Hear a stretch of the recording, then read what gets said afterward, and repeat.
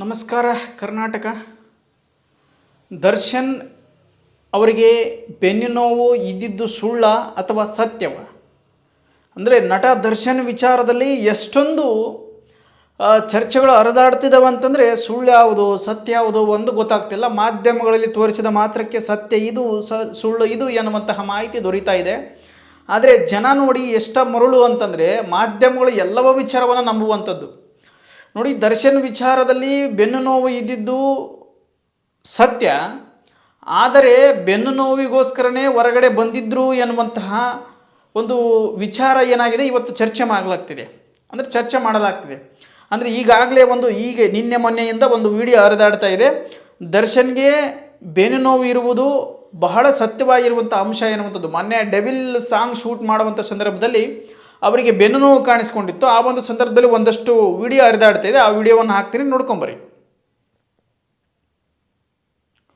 ನೋಡಿದ್ರಲ್ಲ, ಈ ಒಂದು ವಿಡಿಯೋ ಎಲ್ಲ ಕಡೆ ಇವತ್ತು ಸದ್ದು ಮಾಡ್ತಾ ಇದೆ. ಅಂದರೆ ಈ ವಿಡಿಯೋದ ಮೂಲಕ ತಿಳ್ಕೊಳ್ಳೋದೇನೆಂದರೆ ಇಲ್ಲಿ ಬೆನ್ನು ನೋವು ಇದ್ದಿದ್ದು ಸತ್ಯ ಎನ್ನುವಂಥದ್ದು. ಅವರು ಕೊಟ್ಟಿರುವಂತಹ ಭಾಷೆಗಾಗಿ, ಅಂದರೆ ಅವರು ಈಗ ಆಲ್ರೆಡಿ ಸಿನಿಮಾ ಡೈರೆಕ್ಟರ್ಗಳಿಗೆ, ಸಿನಿಮಾ ನಿರ್ಮಾಪಕರುಗಳಿಗೆ ಅವ್ರು ಹೇಳಿಬಿಟ್ಟಿದ್ರು, ಆಯ್ತು ನಿಮ್ಮ ಸಿನಿಮಾ ಮುಗಿಸ್ಕೊಡ್ತೀನಿ, ನಂದು ಏನೇ ಇರಲಿ ವೈಯಕ್ತಿಕ ವಿಚಾರ, ನೀವು ನನ್ನನ್ನು ನಂಬಿ ದುಡ್ಡು ಹಾಕಿದಿರಿ ಅಂದಾಗ ನಾನು ನಿಮ್ಮನ್ನು ಗೌರವ ಉಳಿಸ್ಕೊಳ್ಳಬೇಕು, ನಿಮ್ಮದೇ ಆಗಿರುವಂತಹ ಒಂದು ದುಡ್ಡಿಗೆ ನಾನು ನ್ಯಾಯವನ್ನು ಕೊಡಲೇಬೇಕು ಎನ್ನುವಂಥ ಕಾರಣಕ್ಕಾಗಿ ಅವರು ಆ ಒಂದು ವಿಚಾರವನ್ನು ಶೂಟಿಂಗ್ ಮಾಡಲಿಕ್ಕೆ ಹೋಗ್ತಾರೆ. ಶೂಟಿಂಗ್ ಮಾಡಲಿಕ್ಕೆ ಹೋದಂಥ ಸಂದರ್ಭದಲ್ಲಿ ಅವರಿಗೆ ಬೆನ್ನು ನೋವು ಕಾಣಿಸ್ಕೊಡುತ್ತೆ. ಆ ಬೆನ್ನು ನೋವಿನ ಸಮಸ್ಯೆಯಿಂದ ಒಂದಷ್ಟು ಕೂತ್ಕೊಳ್ತಾರೆ. ಅಲ್ಲಿರುವಂಥ ಯಾರೋ ಬಂದುಬಿಟ್ಟು ಅಲ್ಲಿ ಏನೋ ಒಂದು ಹಾಸ್ತಾರೆ, ಅದ್ರ ಮೇಲೆ ಮಲ್ಕೊಂಡು ಒಂದು ಸ್ವಲ್ಪ ರೆಸ್ಟ್ ತೊಗೊಂಡು ಮತ್ತೆ ಶೂಟಿಂಗನ್ನು ಮಾಡಿಕೊಡ್ತಾರೆ. ಆದರೆ ಮಾಧ್ಯಮಗಳು ಬೆನ್ನು ನೋವು ಇದ್ದಿದ್ದು ಸತ್ಯ ಎನ್ನುವಂಥದ್ದನ್ನು ಯಾರೂ ಕೂಡ ತೋರಿಸ್ತಾ ಇಲ್ಲ. ಯಾಕೆ ಅಂದರೆ ಅವರಿಗೆ ಜೈಲಲ್ಲಿ ವಿಷ ಕೇಳಿದರು ಎನ್ನುವಂಥ ವಿಷಯವನ್ನು ಎಷ್ಟು ದೊಡ್ಡ ಮಟ್ಟಿಗೆ ತೋರಿಸಿದ್ರಿ ಮಾಧ್ಯಮಗಳು. ನಿಮಗೆ ಮಾಧ್ಯಮಗಳಿಗೆ ದರ್ಶನ್ ಅವರ ಮೇಲೆ ಯಾಕೆ ಸಿಟ್ಟು, ಏನು ಸಿಟ್ಟು ಅಂತ ಗೊತ್ತಿಲ್ಲ ನನಗೆ. ಅದು ನಿಮ್ಮ ವೈಯಕ್ತಿಕ ವಿಚಾರಗಳು. ಒಬ್ಬ ವ್ಯಕ್ತಿ ಒಂದು ಸರಿ ತಪ್ಪಾಗಿದೆ ಕ್ಷಮಿಸಿ ಅಂದಾಗ ಕ್ಷಮಿಸುವಂಥದ್ದು ಪ್ರತಿಯೊಬ್ಬ ಮಾನವನ ಕರ್ತವ್ಯ ಮತ್ತು ಅವನ ದೊಡ್ಡ ಗುಣ. ಅದು ನೀವು ಅವ್ರು ಏನೋ ಅಂದಿರ್ಬೋದು, ಏನೋ ಬಿಟ್ಟಿರ್ಬೋದು, ಅದು ಬೇರೆ ಪ್ರಶ್ನೆ.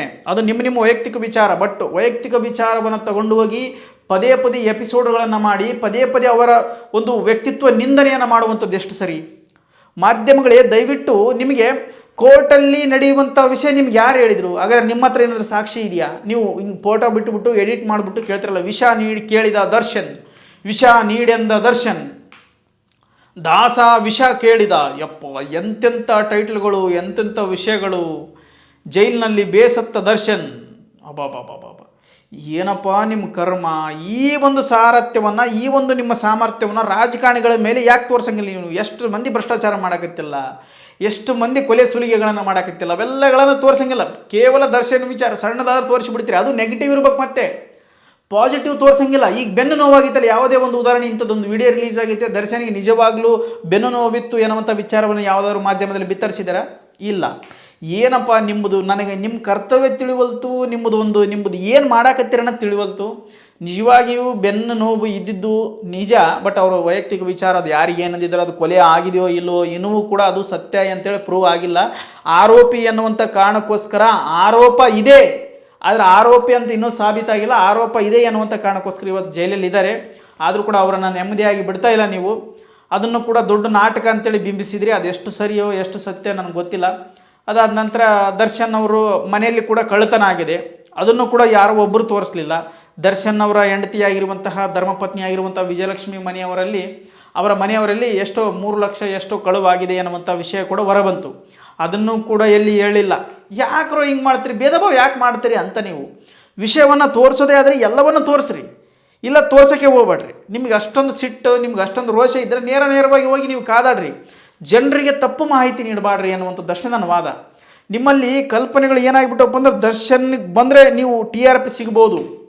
ದರ್ಶನ್ ಒಳ್ಳೆ ಕೆಲಸಗಳನ್ನು ಮಾಡಿ ತೋರಿಸಿಲ್ಲ, ದರ್ಶನ್ ಅಭಿಮಾನಿಗಳು ಕೂಗಾಟವನ್ನು ತೋರಿಸ್ತಾ ಇಲ್ಲ, ದರ್ಶನ್ ಅಭಿಮಾನಿಗಳಿಗೆ ಯಾವ ರೀತಿ ಗೌರವ ಕೊಡ್ತಾ ಇದ್ದಾರೆ ಅದನ್ನು ತೋರಿಸ್ತಾ ಇಲ್ಲ. ದರ್ಶನ್ ಎಷ್ಟೋ ನಿರ್ಮಾಪಕರನ್ನು ಉಳಿಸಿದ್ದಾರೆ, ಎಷ್ಟೋ ಕೆಲಸಗಾರರನ್ನ ಇಟ್ಕೊಂಡು ಅವರಿಗೆ ಉದ್ಯೋಗವನ್ನು ನೀಡಿದ್ದಾರೆ. ಅವರು ಮಾಡುವಂಥ ಸಿನಿಮಾದಲ್ಲಿ ಎಷ್ಟೋ ಜನರಿಗೆ ಒಂದೊತ್ತು ಊಟ ಸಿಗ್ತಾ ಇದೆ, ಅದನ್ನು ಯಾರೂ ಕೂಡ ತೋರಿಸ್ತಾ ಇಲ್ಲ. ಕೇವಲ ದರ್ಶನ್ ಇಂಥ ವ್ಯಕ್ತಿ ಸುಮ್ಮನೆ ನಡ್ಕೊಂಡು ಹೋಗ್ತಾ ಇದ್ರೆ ದರ್ಶನ್ ಬಂದು ಏನು ನಾಯಿ ಕಚ್ಚಿತಪ್ಪ, ದರ್ಶನಿಗೆ ಬಂದು ಕಚ್ಚಿದ ನಾಯಿ ಅಂತ ಟೈಟ್ಲ್ ಹಾಕ್ತೀರಿ. ಅಥವಾ ದರ್ಶನ್ ಏನಾದರೂ ನಾಯಿಗೆ ಒಂದೆರಡು ಕಲ್ಲು ಹೋಗಿದ್ರೆ ಕಲ್ಲು ಒಗೆದ ದರ್ಶನ್, ನಾಯಿಗೆ ಕಲ್ಲು ಒಗೆದ ದರ್ಶನ್ ಅಂತ ಒಂದು ಟೈಟ್ಲ್ ಹಾಕ್ತೀರಿ. ಒಟ್ಟಿನಲ್ಲಿ ಏನೇ ಮಾಡಿದ್ರು ಕೂಡ ದರ್ಶನ್ ಹೆಸರಲ್ಲಿ TRP ಬರುತ್ತದೆ ಅನ್ನುವಂಥದ್ದನ್ನು ಕೂಡ ಸಾಬೀತು ಪದೇ ಮಾಡ್ತಾ ಇದ್ದೀರಿ ಹೊರತಾಗಿ ದರ್ಶನ್ ವಿಚಾರದಲ್ಲಿ ನೆಗೆಟಿವ್ ಆಗಿರಲಿ ಪಾಸಿಟಿವ್ ಆಗಿರಲಿ ಅದು ಯಾವುದನ್ನು ಕೂಡ ತೋರಿಸ್ತಾ ಇಲ್ಲ. ಇದು ಭಾಳ ದೊಡ್ಡದಾಗಿರ್ತಕ್ಕಂಥ ಚರ್ಚೆ. ನೀವು ಏನು ಮಾಡ್ತೀರೋ ಗೊತ್ತಿಲ್ಲಪ್ಪ, ಎಲ್ಲವನ್ನೂ ತೋರಿಸೋದಾದರೆ ಅವನು ಎಲ್ಲ ಅಭಿಮಾನಿಗಳಲ್ಲಿ ಗುರಿ ಆಗೋದು ಬೇಡ, ತಪ್ಪು ಮಾಡೋದು ಸಹಜ, ತಿದ್ದುಕೊಳ್ಳುವಂಥವನು ಮನುಷ್ಯ, ನೀವಾರು ತಿದ್ದುಕೊಳ್ರಿ. ಸೊ ಅವ್ರು ತಿದ್ದುಕೊಳ್ತಿಲ್ಲಲ್ಲಪ್ಪ, ಅವ್ರು ನಿಮ್ಗೆ ಎದುರೇ ಮಾತಾಡ್ತಿದ್ರೆ ಅದು ನೀವು ತಿದ್ದುಕೊಳ್ರಲ್ಲ. ಒಬ್ಬ ವ್ಯಕ್ತಿ ಎಷ್ಟಂತ ನೀವು ಟಾರ್ಚರ್ ಮಾಡೋದು, ಅಷ್ಟರ ಮಟ್ಟಿಗೆ ಟಾರ್ಚರ್ ಮಾಡ್ತಾ ಇದ್ದೀರಿ. ಇದು ನಿಮ್ಮ ಮುಂದೆ ಬಿಟ್ಟಿದ್ದು. ಇನ್ನು ಬಳ್ಳಾರಿ ಜೈಲಲ್ಲಿ ಏನಾದ್ರು ಶಿಫ್ಟ್ ಮಾಡಿಬಿಟ್ಟಿದ್ರಿ, ನಿಮಗೆ ದಿನ ಒಂದು ಕಾಲ ಕ್ಯಾಮ್ರಾ ಇಡೋಕೆ ಮಸ್ತ್ ಆಗಿಬಿಟ್ಟಿರೋದು.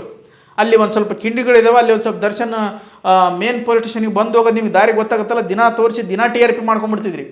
ನಿಮ್ಮ ಕರ್ಮಕ್ಕೆ ಪಾಪ ಎಷ್ಟು ಭಾಳ ಕಾಯ್ಕೊಂತ ಕುಂತಿದ್ರಿ ಅನ್ಸುತ್ತೆ ನೀವು ಬಳ್ಳಾರಿ ಜೈಲಿಗೆ ಶಿಫ್ಟ್ ಮಾಡ್ತಾರೆ ಅಂತೇಳಿ. ಬಟ್ ಅವರು ಬಳ್ಳಾರಿ ಜೈಲಿಗೆ ಶಿಫ್ಟ್ ಮಾಡಲಿಲ್ಲ, ಪರಪ್ಪನ ಅಗ್ರಹಾರ ಜೈಲಿನಲ್ಲೇ ಇವತ್ತು ಕೋರ್ಟ್ ಇರಿಸಲಾಗಿದೆ. ಬಳ್ಳಾರಿ ಜೈಲಿಗೆ ಏನಾರು ಶಿಫ್ಟ್ ಆಗಿದ್ರೆ ಫುಲ್ ಖುಷಿಯಾಗಿಬಿಡೋರು ನೀವು, ದಿನ TRP ಬರೋದವ್ರು. ಹೆಂಗಿದ್ರೆ ಅವ್ರ ಹೆಂಡತಿ ಮಕ್ಕಳು ಅಥವಾ ಅವರ ಗೆಳೆಯರು ಅಥವಾ ಅವ್ರಿಗೆ ಸಂಬಂಧಿಸಿದ ವಕೀಲರು ಬರ್ತಾಯಿದ್ರು ಹೋಗ್ತಾಯಿದ್ರು, ನೀವು ಅದನ್ನು ತೋರಿಸಿ ಜೂಮ್ ಮಾಡಿ ಇಂಥದೇ ಹಿಂಗೆ ನಡೀತಿದ್ದು ಭಾರಿ ಡೌಗಳು ಮಾಡೋಕ್ಕೆ ಚಲೋ ಆಗಿಬಿಟ್ಟಿರೋದು ನಿಮಗೆ. ಏನಪ್ಪ, ಏನು ಮಾಧ್ಯಮಗಳು, ಮಾರಿಕೊಂಡ ಮಾಧ್ಯಮ ದೇಶಕ್ಕೆ ಮಾರಕ ಎನ್ನುವಂಥದ್ದನ್ನು ಯಾರೋ ದೊಡ್ಡವ್ರು ಹೇಳಿದ್ರಂತ. ನೀವೇನು ಮಾರ್ಕೊಂಡಿರೋ ಬಿಟ್ಟರು ನನಗಂತೂ ಸತ್ಯ ಮಾಹಿತಿ ಗೊತ್ತಿಲ್ಲ. ಬಟ್ ಈಗ ನೀವು ನಡೆಸುವಂಥ ನಿಮ್ಮ ಕಾರ್ಯಗಳು ಮಾರ್ಕೊಂಡಿವ ಅನ್ನೋ ರೀತಿಯೇ ಆಗಿಬಿಡುತ್ತೆ. ಹಾಗಾಗಿ ತೋರಿಸ್ಬೇಡ್ರಿ ಅಂತವಲ್ಲ ಅನ್ನೋದು ನನ್ನ ವಿಚಾರ. ನೋಡಿ, ಎಲ್ಲ ಮಾಧ್ಯಮಗಳು ಹೇಳ್ತಾ ಇಲ್ಲ, ಕೆಲವೊಂದು ಮಾಧ್ಯಮಗಳು ಬೇಕು ಅಂತಲೇ ಟಾರ್ಗೆಟ್ ಮಾಡ್ತಾಯಿದ್ರೆ ಟಾರ್ಗೆಟ್ ಮಾಡೋದು ಒಳ್ಳೆಯದಲ್ಲ ಎನ್ನುವಂಥದ್ದು ನನ್ನ ವಿಚಾರ. ಧನ್ಯವಾದಗಳು.